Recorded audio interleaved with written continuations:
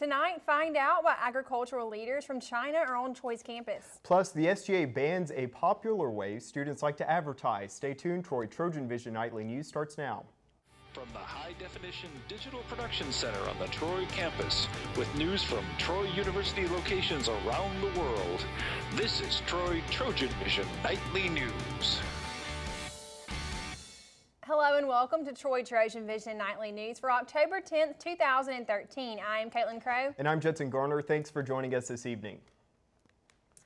Educators and agricultural leaders from China are in Alabama this week for Troy University's second International Symposium on Alabama-China Education and Culture. Yesterday, Chinese leaders met with Troy Chancellor Jack Hawkins at the Troy Montgomery campus to kick off the symposium. University and Chinese officials say the symposium helps develop a firm foundation for strong relationships and educational and cultural exchanges between the state and China. Hawkins feels such exchanges are important based on the international makeup of Troy's student population. It's our belief that understanding people unlike yourself will elevate or increase the appreciation of people who are different. And that's why we have chosen to create at Troy a global village. And we are very proud that the largest delegation of students comes from China.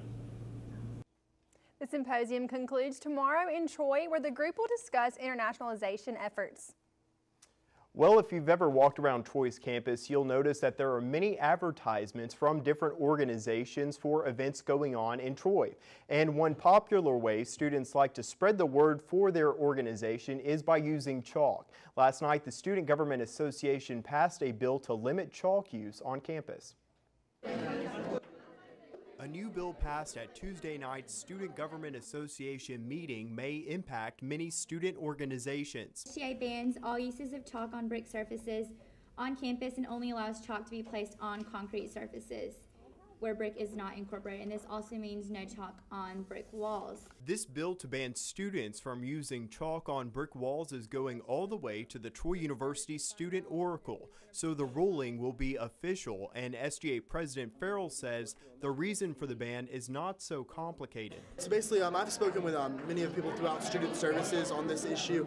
The issue is not that the issue is basically that it's a pain to clean. I mean, we have a dedicated staff here at Troy through the Sodexo version of the physical plant that works tirelessly to keep this campus looking good for recruiting and retaining students at this university. There's no real penalty established for breaking this rule. Right now, Farrell says he's just hopeful that this bill will encourage students to keep the writing off the walls. In no way is the SGA saying we don't support free speech, we don't support publication of events. What we're saying is let's make sure we're doing it in a fashion that also reflects good on Troy University.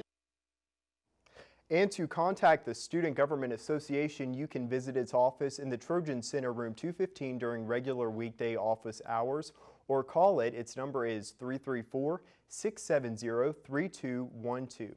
Well, Caitlin, this may be obvious, but for many college students, their ultimate goal after graduating is finding a job. Well, today they got a good opportunity to make that happen. Jamarlo Phillips shows us how.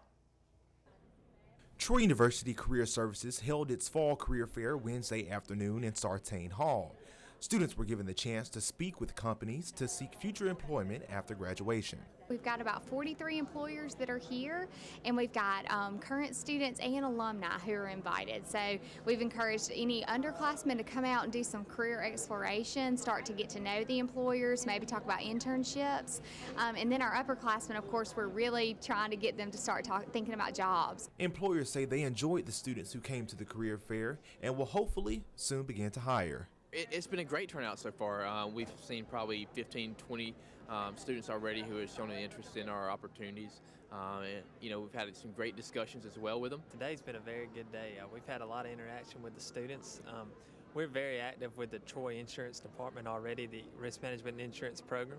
And I myself was an intern at Auto Owners this past summer, and I'm graduating in December. So we've had a lot of students come by that I know. We've had a diverse group of people coming in from all different backgrounds.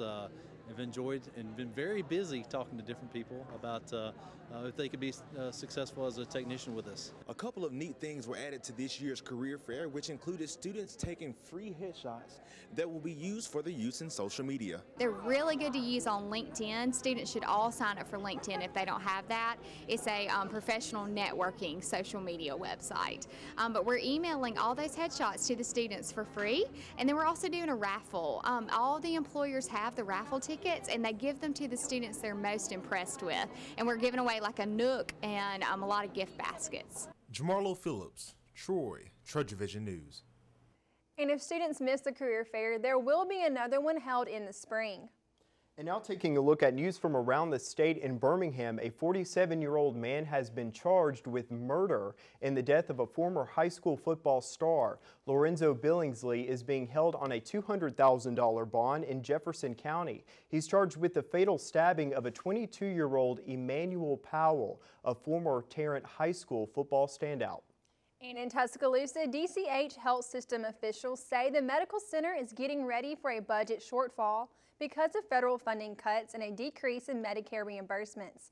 DCH Vice President of Finance Nina Dusang told the Tuscaloosa News that DCH expects a reduction of $3 million or more from the Centers for Medicare and Medicaid Services. In Montgomery, the state's utility regulatory board could decide next month whether to make any changes in the Alabama gas rate plan. The Public Service Commission held the last of 3 public hearings today on the state's largest natural gas distributor. PSC President Twinkle Kavanaugh says the commission could consider any changes November 5th. And still to come on TrojanVision Nightly News, the Trojan soccer team had an undefeated conference weekend, and one player has been recognized by the Sun Belt for her contributions. Danielle Percival will have details coming up in sports. But now Danielle Percival joins us for a look at sports. So Danielle, the Trojan football team is coming off a really big win in their homecoming game, and I understand they're getting ready this week to hit the road yet again. Well, that's right, Judson. The road has not been kind to the Trojans so far this year. 0-3 on the road, but maybe this weekend it'll be a different story, but we'll get into that coming up. All right. Well, most everyone has seen the last-second heroics from this past Saturday's football game against South Alabama, but the final touchdown pass was almost. And now Danielle Percival joins us for a look at sports. So Danielle, the Trojan football team is coming off a really big win in their homecoming game, and I understand they're getting ready this week to hit the road yet again. Well, that's right, Judson. The road has not been kind to the Trojans so far this year. 0-3 on the road, but maybe this weekend it'll be a different story, but we'll get into that coming up. All right. Well, most everyone has seen the last-second heroics from this past Saturday's football game against South Alabama, but the final touchdown pass was almost unnecessary. On Saturday for the Trojans, it came down to a final drive with 48 seconds left on the clock.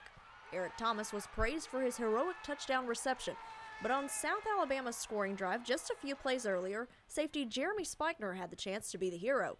Speichner attempted to intercept a pass along the sidelines, but the opportunity to be the hero slipped through his hands.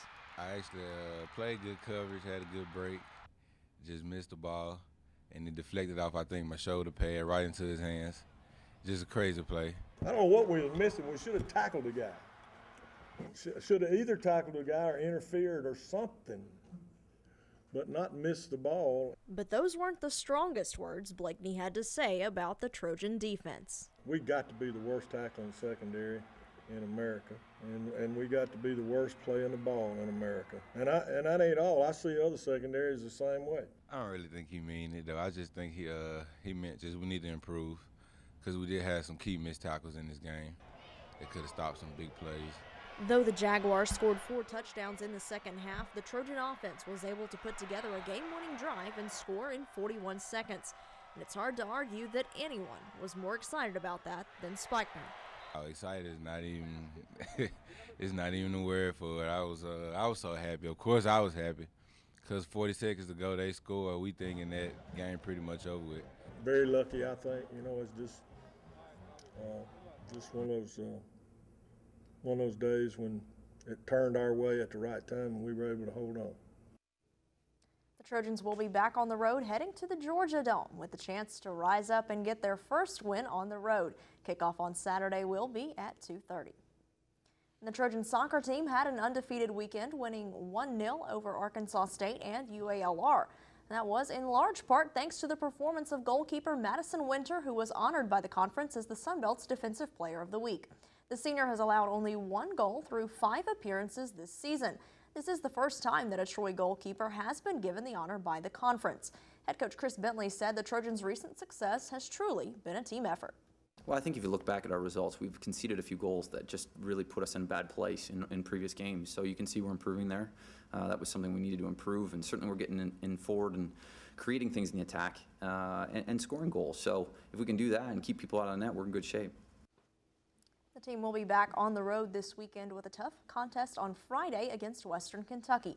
First kick will be at 1 Friday afternoon.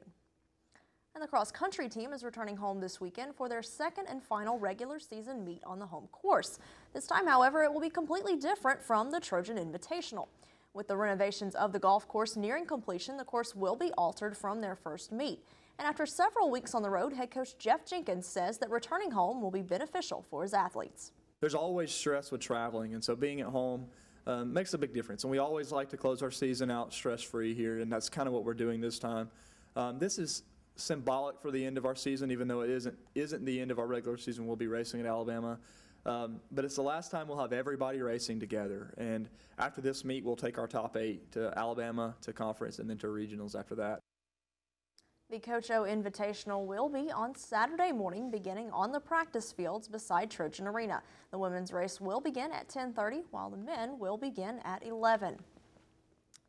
So Judson, Caitlin, not a lot of action at home this weekend, but a couple of opportunities for fans to get out there. Cross country and volleyball at home, but best of luck to soccer on the road. Congratulations to Madison Winter again for a phenomenal performance over the weekend. Yeah, I know Madison. She's a really nice girl, so I mean that's awesome to see. Always great to see the athletes honored by the conference. Yeah. All right.